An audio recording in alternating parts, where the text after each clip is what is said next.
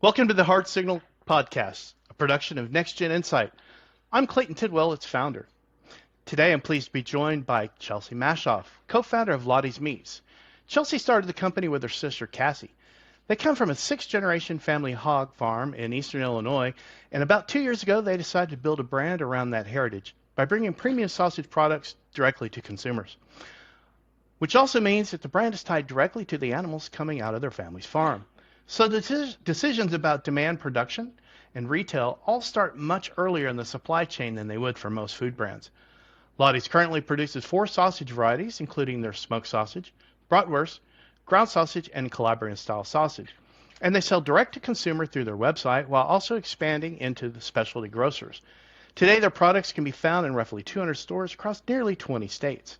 Operationally, the process starts at the family farm where the hogs are raised and committed to slaughter, and the carcasses are then processed through a co-packer who produces the finished sausages and holds inventory before distribution, creating a system where decisions about animals, production runs, and retail demand all have to stay closely aligned.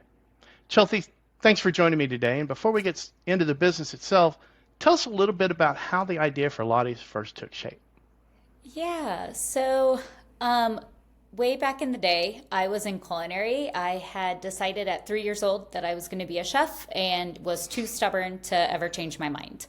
So I went into the restaurant space and have been working there for 20 plus years. Now I'm aging myself. Mm-hmm. And in the meantime, my sister Cassie left the family farm as well and went into tech. And so, growing up on the family farm, we saw the hard work and dedication that our parents put into the animals, the animal welfare, the whole production line. And that's also around the time that big meat was going around and consolidating a lot. And so, they took it upon themselves to really maintain their identity and establish a legacy for future generations, which was invaluable for us, but also gave us the opportunity to go off and explore our own passions. Again, that's me in culinary and her with her computers. And so when I had left restaurants, my sister was kind of finishing up working at in big tech, but also her business degree, and she kind of wanted to apply what she had learned in that, like through those studies with a real CPG brand. And so I had a product, but she had the mindset, and together we decided that pork sausage we could source. We had knowledge in the field and understood the hard work and ethics that our family farm provides, but also the culinary aspect, and then her with packaging, branding, marketing. All of that was kind of a wrapped up package that Lottie's now presents itself. So we launched 2 years ago in March of 2024. Picked up our first batch of sausages from a small co-packing facility here in Denver and got it on some local independent retail shelves. Very nice. Great story.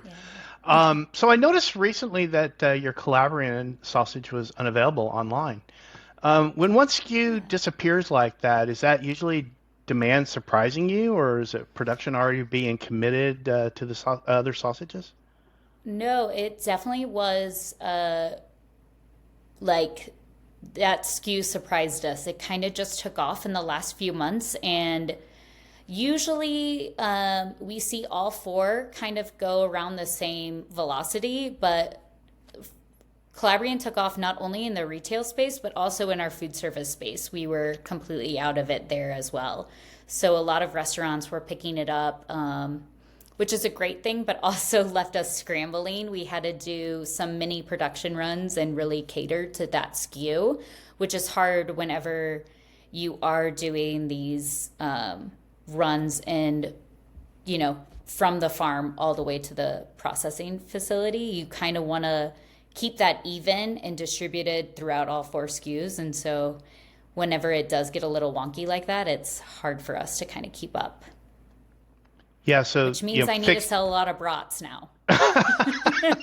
well, you need to get some more stores in Wisconsin.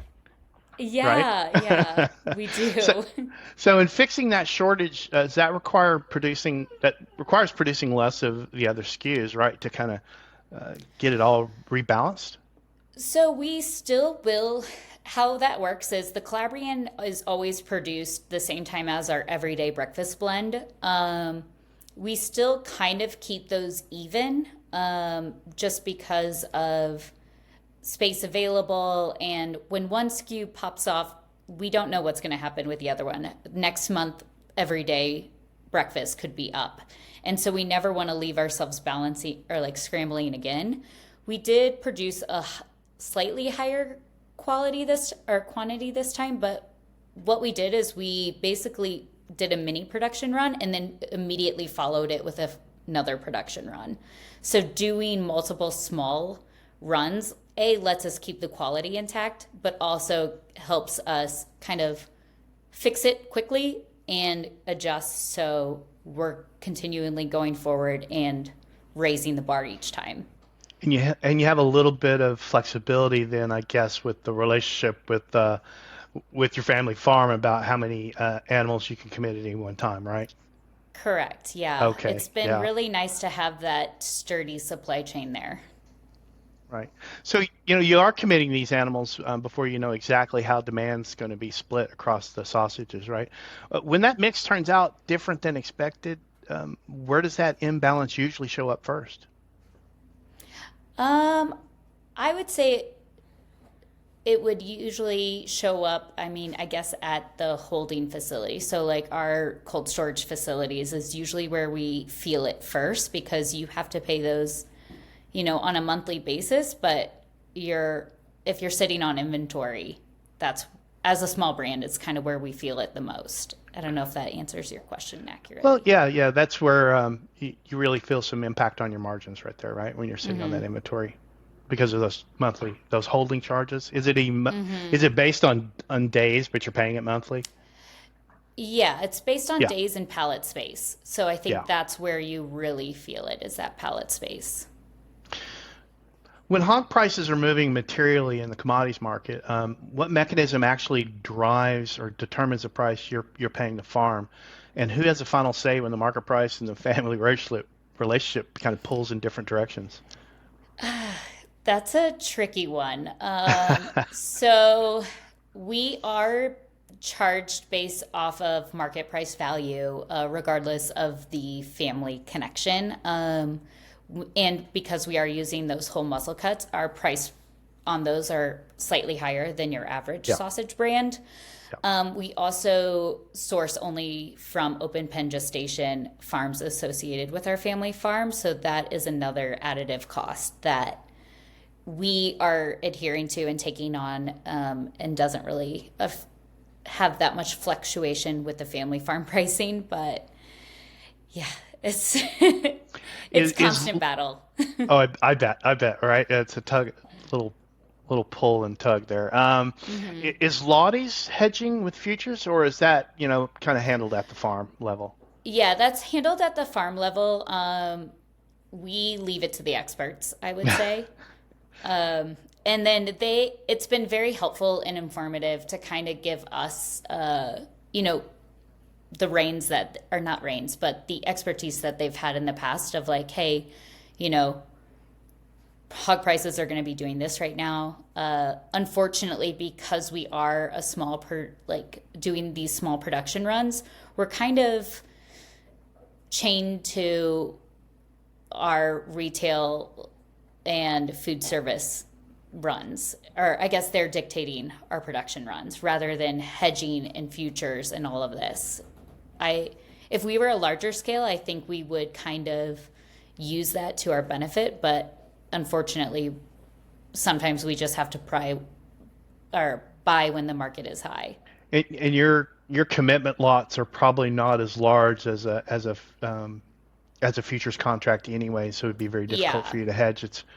It's 40,000 pounds lean hogs for that, and yeah, that's roughly what, about 290, 300 animals. Is that yeah, larger than your exactly. commitments? Yeah. Okay. Yeah. Several of your sausages rely on ingredients ingredients, excuse me, that have quite a bit of price volatility, like grade A Hmm. syrup and milk Hmm. for your bratwurst. When those costs shift, what decisions are you forced to make due to that price volatility? Yeah, we were a little concerned, especially with the grade A maple syrup, a couple, I guess, last year when some tariffs were happening. I think originally we were sourcing from Canada with that, Uh, but just moving that, to New York and Vermont. Vermont or, Uh-huh. yep, exactly. And so there are some decisions to be made there. And of course, when you have those kind of decisions to make, you have to make sure your quality is still there. So that percentage is going to, that ingredient percentage is going to change based off of the sweetness and all of this. So it's me going to the production facility and making sure that the taste is still there, the quality is still there. Same with the Calabrian chili. That one has been kind of very volatile based off of what brand people are getting. And for our sausages in particular, we're never going to take any shortcuts by subbing to a maple powder or subbing to a dehydrated chili. We're very particular on using those whole natural ingredients. And so at that point, you just kind of have to eat the cost. Right. Okay. Right. And then, sometimes hopefully you're lucky and the costs go down and your margins can expand Yeah, a bit. Okay. Yeah. exactly. Um, have you had any ingredients that have been really difficult to source, like the Calabrian chilies? That one has played tricky, but I think we're scrappy enough that we will do anything in our power to find it, whether that's like finding a pallet that we can, source from a, I don't know, store outside of, Indiana or something and get it there.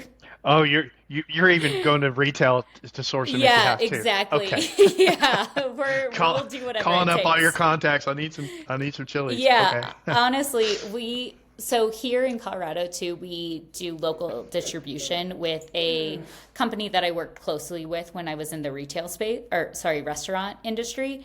And so that's also helpful where I'm like, hey, we need a large amount of Calabrian chilies. Where can I source this from? And they've been able to help us out.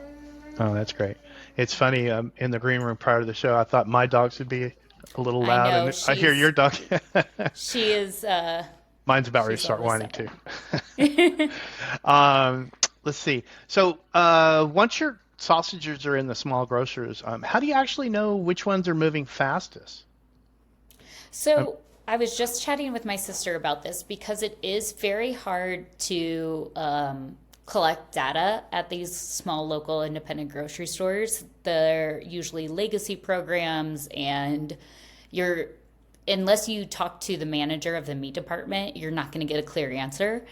A lot of it is, going into the store itself, seeing what's on hand. Like I mentioned, we do work with a lot of smaller local distributors. And so they will send us an update guide every month to show how many SKUs people are pulling. And then it's kind of honestly up to Cassie and I to call those stores and see why velocity is not tracking for certain SKUs and why it is for others. With sausage in particular, it's also seasonality. Our cooked links are going to go faster in the summer. Ground products are going like more usable in the winter with soups and pastas and like your heavier dishes. So we kind of expect that whenever we do our production runs, but it's also, yeah, just a learning lesson being only a year really into the retail space. So it's quite literally a lot of manual effort picking up the phone and asking. You get Lots some of calling. monthly reports from some distributors, but you're not getting like weekly emails with some spreadsheets from these guys. Oh boy, Nope. that's got to be a Uh, real headache. yeah, I think I Difficult for call, planning.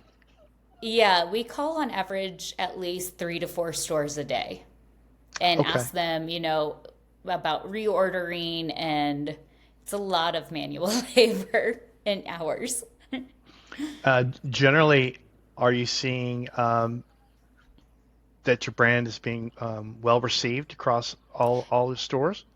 Yeah, and we, being a small brand, have the flexibility of doing these founder-led demos. And so we get Hmm. real interactions and real live feedback of what's moving, what's not, what people are feeling, and reactions to our brand, which is exciting most of the time. Has there been a moment where you realize demand has shifted later than you thought, or later than you would have liked, like from the summer to a winter, or vice versa? Not yet, but I think that's the beauty of having a small SKU set. We only Yeah, have the four products, and yeah. so I think if we had more products in our arsenal, we would see a lot of influx and things like that. But having those four core products has been kind of everything's been very evenly dispersed. Okay, so it's not been quite the juggling act as one might think. Okay. Yeah. Um, with the co-packers holding inventory, at least briefly, and Yeah. small grocers placing orders, where does the source of truth actually live today? The operational source of truth.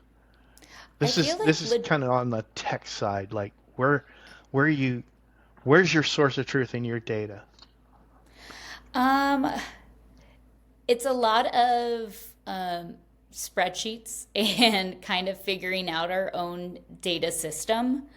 Um, I mean, we could use QuickBooks and Shopify for small things on hand when we're doing D2C and farmers markets. But yeah, when it's live like that, it's a lot of just collecting data from these points and consolidating it all into the way we can read and kind of figure it all out. So it's again, it's a lot of conversations to create the data in the first place. Okay. Yeah, Hmm. That's I know. that seems like a We're, nightmare. it is. Luckily, my Um, sister came from tech, so she's got it all under control. so, But and before a production run gets scheduled, what numbers are you actually looking at? I'm sure these are numbers in your spreadsheets, but like, what are more of the detail of those numbers you're looking at so that you can say, all right, I need this week this commitment of animals, and 2 weeks from now we're going to commit this, and then you're telling the co-packers, here's the SKU, the production SKUs in the the percentages we breakdown. want. Hmm. Yeah, we work a lot backwards. So we kind of see, okay, we're about to have this big retail launch. They're committing this amount to each SKU. Let's work backwards and see how much, of pork poundage we need, animal head, and then it kind of works back from there. So each time we're scrambling, it's usually because a new PO came on quicker than we were expecting. Okay. Okay. Um, Yeah, it's a so, very backwards, not very, it's not very thought out right now. um, the sophistication will come later, right? Yeah, right. Whenever And we, is it quite literally just the two of you? it is the two of us. We did recently bring on a part-time operations help who kind of helps us with this forecasting and getting some systems in place. It's not 100% there yet, but she works a lot more with like the logistics and yeah, figuring it all Well, out. But the amount you've scaled so far and the amount of stores you're already in and your D2C is it's quite impressive what you've done in 2 years. oh, thank you. So with just the two of you making the calls when you're deciding what's the next production should look like, what part of that decision still comes down to instinct? I would say a lot of it is just going with your gut and kind of leading with, you know, we don't have a lot to reference being so young and growing as quickly as we have. Every month, every quarter is just not recognizable from the previous one. And so a lot of it has to do with okay, what is trending, what is coming up. We're getting ready to head into summer, and so looking at those future production runs as okay, it's going to be more of the cooked links, summer grill outs, things like that. So yeah, it's just a lot of kind of seasonality and relying on hopefully 4th of July, everyone celebrating. Well, speaking of the cookouts and the brats, what specific beer brand or beer would you recommend that your brats be soaked in prior to grilling? Oh, so my husband is a brewer. I have to Oh, call out. nice. I would have to use Prost beer. It's a Denver brewery here that has 5 locations, but he works at their main location as the head brewer there. Is it So really malty or really, really hoppy? they're a traditional German brewery, which I prefer, Okay. with the Okay. last name like Maschhoff. But Yeah. a lot of very clean, a Kolsch or a Pilsner or Yeah. Helles. Okay. Okay. I love a good Hellas. I Um, know. so that was a Sorry about little that. tangent there. But have you ever been so confident or really confident in a production mix that just turned out completely wrong? Um, Perhaps maybe early on, right? Before you. yeah, early on, we we were really confident that the ground skews would be take off, and it took them a while. I think bratwurst everyone's very familiar with, so it Hmm. would just kind of lend itself to be in someone's cart without the explanation. Um, but now that we have a little more reputation and a little more brand recognition, we're kind of seeing the opposite, where the ground products are taking off in everyone's cart, but the cooked products are falling behind. And so it's Okay. a constant like battle of, what do we need to harp on? What do we need to educate more on? Like the Lottie is a very, as you mentioned, a smoked pork sausage, but that can mean a million different things to people. Sure. Yeah. And so it's a lot of, yeah, brand recognition and education. And What was the earliest signal you ever had that things weren't going to sell the way at least you first expected? um, I we are very lucky that we get to do a lot of like pop-ups and When you say pop-ups, you're talking like oh, you go to a. we'll go to like a brewery and cook our sausages with toppings, or Give people some we'll samples and then they yeah, they give buy people some some packs. samples. Okay. And Yeah. so I think for me that's always a very good real life, real in time indication of, oh, this bratwurst is not hitting the way I think it should be. So every single production run, I'm like, okay, do we need to up the salt more? Was it too much mustardy flavor? Things like that. And it kind of gives us as a small brand flexibility to enhance the flavor or change things to way consumers will vibe with it better. I don't So know how to so you're still describe that. kind of dialing it in a little bit. Are you Yeah.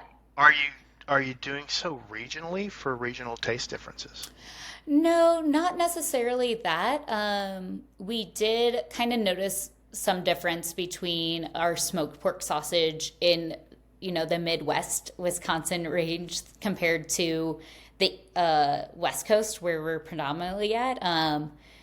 The Midwest, wants that powerful in your face flavor, high in sodium. We're competing against, a lot of the big brands there. Whereas on the West Coast, they really value more leaner, cleaner, more natural tasting. Hmm. But I think for me, it has to just kind of stay true to those original recipes. So, yes, things might fluctuate. And if there is a run that, say, does have a higher sodium content than what we normally do, we might say, okay, let's keep those in the Midwest. And then the Uh, follow up production run, let's send to the West Coast. So, we're constantly being agile and nimble to like where things should be going. okay. And maybe in the not too distant future, you might create an extra SKU or two that you regionally Yeah. market. Correct. Okay. I think it's in the future. It's very hard though to right now I just, you want everything to be perfect, and when it's not, you're like, how can we introduce another one? Well, Chelsea, that was fantastic and really fascinating to learn about Lottie's. And is there anything you'd like to say to wrap up our conversation? No, I think it's been an exciting journey. I'm sure the next time we talk, I'll have a lot more updates for you and new systems in place, hopefully, All right. that make us more efficient. Well, I really look forward to that conversation. I hope we have it in the not too distant future. Thank you Yeah. so much, Chelsea. Chelsea Thank Maschhoff, you. everybody. Thank you.